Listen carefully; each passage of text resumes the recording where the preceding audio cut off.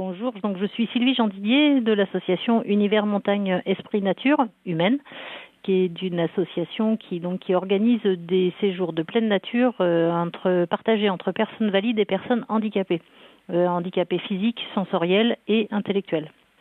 Nous avons des séjours dans toute la région Occitanie en majorité et en France en particulier pour certaines sorties.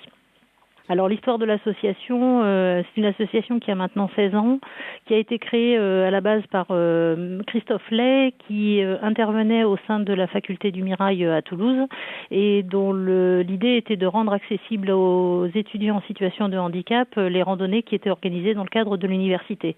Ça a été la première idée. Ensuite, il a souhaité aussi faire la même chose pour le ski. Donc l'idée du handiski est née et donc ce qui permet donc maintenant à l'association de proposer des activités été comme hiver.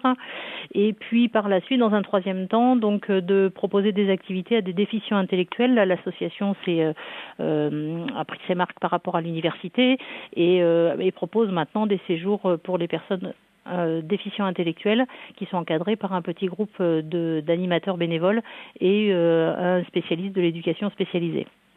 Alors notre projet en particulier, c'est de pouvoir rendre accessibles les espaces naturels aux personnes en situation de handicap. Et donc nous faisons en partenariat avec des associations d'éducation à l'environnement, nous intervenons pour rendre accessibles les sorties qui sont proposées par ces associations.